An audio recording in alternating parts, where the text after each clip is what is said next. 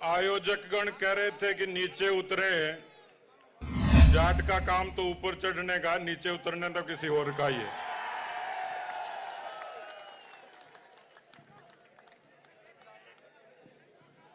अभी ये पूरी दुनिया को पता लग गया कि राजस्थान की राजधानी में विद्याधर नगर में जाटों का कोई महाकुंभ है। लेकिन मुझे ये पता लगा कि हेलीकॉप्टर उड़ाने वाला भी कोई जाट ही है, क्योंकि हेलीकॉप्टर वाला जाट नहीं होता तो ये तंबू ऐसे नहीं हिलते। उसको काम तो दिया था फूल बरसाने का, या टेंट हिला के ही चला गया। ये काम जाट ही कर सकता है। बोलिए भारत माता की जय, बोलिए वीर तेजाजी महाराज की। महाराजा सूरजमल अमर रहे, महाराजा सूरजमल अमर रहे, सरदार भगत सिंह अमर रहे। आज इस किसान कौम के महाकुंभ के अवसर पर मंच पर विराजमान परम पूज्य संत शक्ति, मंच पर विराजमान किसान कौम के राजनीति, समाज, व्यापार, धर्म, इन सब क्षेत्रों के तमाम वीर शिरोमणि जाट कौम के वो सब लोग जो पसीने और परिश्रम से इस समाज का गौरव आगे बढ़ाते हैं, मैं उस मंच का प्रणाम करता हूं। मेरे सामने बहुत बड़ी संख्या में इस कौम की माताएं, बहनें, बेटियों, सम्मानित बुजुर्गों और नौजवान भाइयों, देरी बहुत हो गई और कोई भी समाज और राजनीति को मंच हुए तो जो को बोलणियों वक्ता हुए बन एक सहूलियत हुए, तो मारी तरह एक नेता हो, नेताजी आपको भाषण शुरू करो, 5 मिनट होया, 10 मिनट होया, आधी घंटो होयो, तो पीछे एक आदमी लठ लेके खड़े हो, तो नेताजी ने लागो कि इतनी देर तो ठीक ठाक चल रही बातें, तालियां भी बाज रही, अब की गड़बड़ लागे, तो नेताजी में लठाणे ने पूछो भाई क्या बात है, तो लठाड़ो बोले नेता तू तेरो भाषण दियो जा, मैं तो बहन ढूंढन लाग रहा हूं जगह तने बुलायो है। अब मन तो राजा राम जी मील बुलायो भाई। किसान सरदारों, अंग्रेजी इतिहासकार कर्नल जेम्स टॉड, उन्होंने लिखा कि हिंदुस्तान की धरती पर एक ऐसी कौम है जो लड़ाका है, जिसको कभी जीता नहीं जा सका। लेकिन कर्नल जेम्स टॉड की इस पंक्ति के आगे मैं जोड़ना चाह रहा था कि इस धरती पर जब किसान का, जाट का पसीना गिरता है तो यह धरती अन्नपूर्णा बनती है, और उस किसान कौम में, कोख में पैदा होकर कोई नौजवान सीमा पर लड़ता है तो इस भारत मां की आन बान शान की रक्षा होती है। इस देश की वीरता का इतिहास, इस देश के परिश्रम का इतिहास, यह आपकी कौम के नाम लिखा गया है। कौन भूल सकता है महाराजा रणजीत सिंह जी के उस जज्बे को? कौन भूल सकता है महाराजा सूरजमल की उस प्रतिष्ठा और संकल्प को? क्या सरदार भगत सिंह के फांसी के उस फंदे को कोई भूल सकता है? और इसलिए इस देश में आज तो संयुक्त राष्ट्र संघ ने घोषित कर दिया कि दुनिया में ये मोटे अनाज का वर्ष है, लेकिन दुनिया को यह भी पता है कि ये मोटा अनाज पैदा करने वाला कोई है तो किसान और जाट है, जो सबसे ज्यादा दुनिया में मोटा अनाज पैदा करता है। मोटा खाने वाला, मोटा पहनने वाला और मोटी बात करने वाला। इस कौम में वो जज्बा है, वो समर्पण है, और इतिहास गवाह है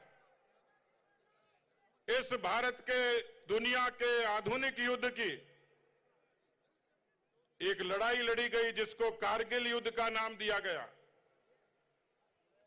इतिहास गवाह है कि दुश्मन चोटी पर खड़ा था, भारत के जांबाज नीचे धरती से लड़ रहे थे।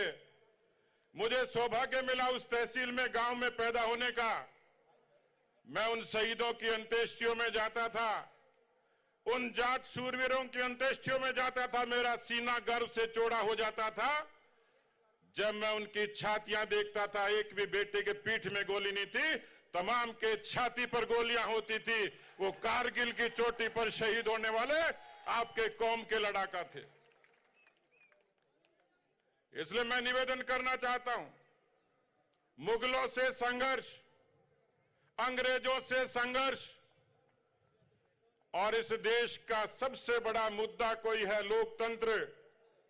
उस लोकतंत्र का रक्षण करने का काम किसी ने किया तो आपकी किसान कौम ने किया। इस देश के लोकतंत्र को ताकत देने का काम किया। इस देश के गांव के लोकतंत्र को, गांव के सद्भाव को जिंदा रखने का, गांव को स्वावलंबी बनाने का, गांव को आत्मनिर्भर बनाने का राजनीति की बेड़ियां तोड़कर किसी ने किया तो आपकी कौम ने किया, जाट कौम ने किया। और इसलिए किसान सरदारों में निवेदन करना चाह रहा हूं, थोड़ा समय की नजाकत देखिए। ये लड़ाई लटकी नहीं है, ये लड़ाई बुद्धि कौशल की है। हम किसी से कम नहीं है, न परिश्रम में, न खेती में, न जज्बे में, न देशभक्ति में। और मैं इसलिए निवेदन करने के लिए आपके बीच में आया हूं।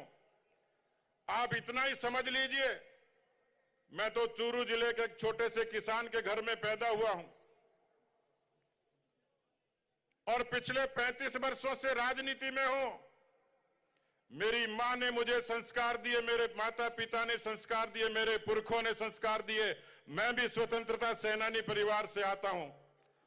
मैंने वो सब देखा जो एक गरीब व्यक्ति देखता है। भूख देखा, अपमान देखा, तिरस्कार देखा, विरोध देखा, संघर्ष देखा। और जब पहली बार रेलगाड़ी से जयपुर की धरती पर उतरा तो यथा समुद्र देखकर मन में यह कल्पना आई थी कि शायद इस शहर में मेरी जगह नहीं है। मैं उस शहर और गांव की मानसिकता से भी लड़ा, लेकिन किसान के परिश्रम की, किसान के मेहनत की और किसान के ईमानदारी की ताकत क्या होती है, आज मैं दुनिया की सबसे बड़ी पार्टी के सबसे बड़े प्रदेश का अध्यक्ष बना हूं। तो ये तमाम किसान कौम की उस मेहनत का, उस आशीर्वाद का परिणाम।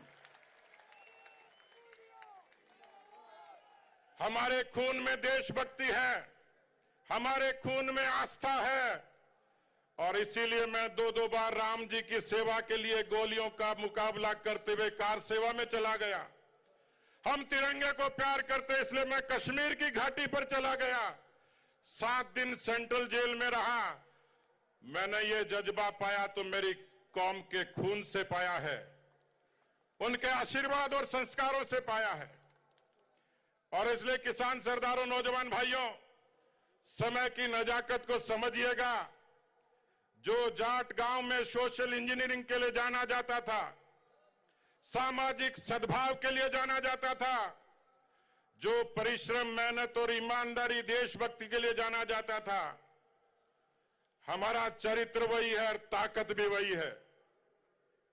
इसलिए 36 कौम के साथ, हमारी उन किसान कौमों के साथ, हमारे गांव की माटी की वो तमाम कौमें जो पंचायती राज में आपके पीछे खड़ी होती थी, उनमें भेद पैदा करने की कोशिश हुई है। इस नजाकत को समझिए, बुद्धि कौशल का इस्तेमाल करिए। वो दिन दूर नहीं, जिस तरीके की बातें यहां मंच पर हुई, जैसी एक गरीब किसान के कौम के बच्चे की आकांक्षा होती है, जिस स्वाभिमान से हम लड़ना और मरना जानते हैं। मित्रों, ये सही समय है, यही समय है। मैं आपसे गुजारिश करूंगा, मेरा कोई स्वार्थ नहीं है, लेकिन मैं आपसे गुजारिश करने के लिए आया हूं, क्योंकि राजनीति का व्यक्ति हूं, यहां सियासत की बात नहीं करूंगा।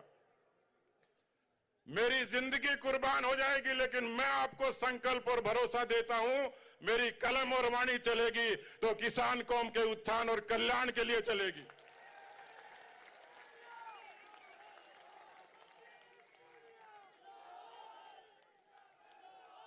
इसलिए मैं आपसे निवेदन करने के लिए आया हूं।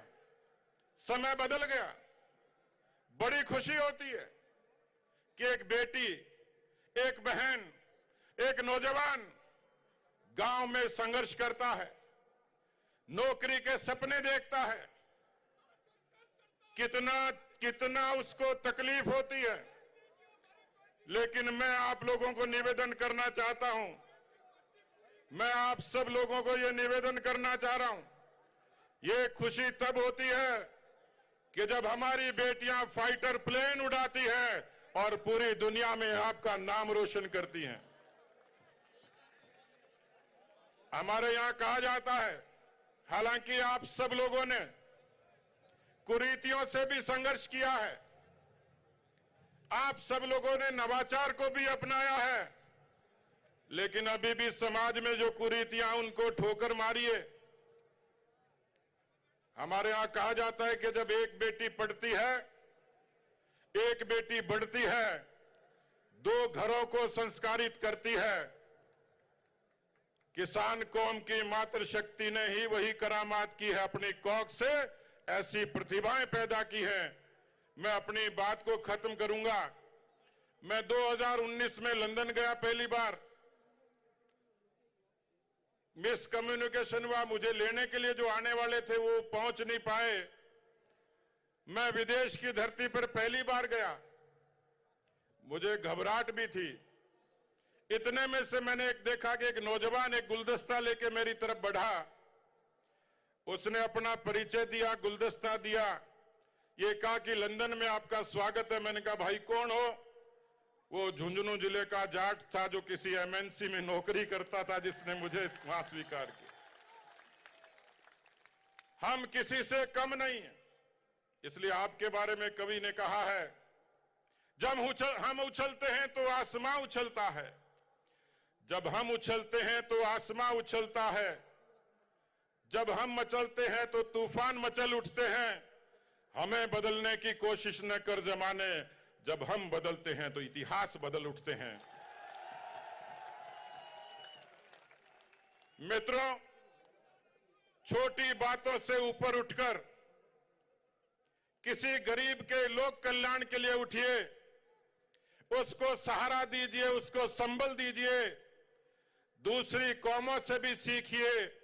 मैं इतना ही निवेदन करूंगा कि ये सदी आपका इंतजार कर रही है। हम सब लोग मिलकर एक ताकत बनकर इस समाज और देश में अपनी प्रतिष्ठा को, कौम के सम्मान को आगे बढ़ाएंगे।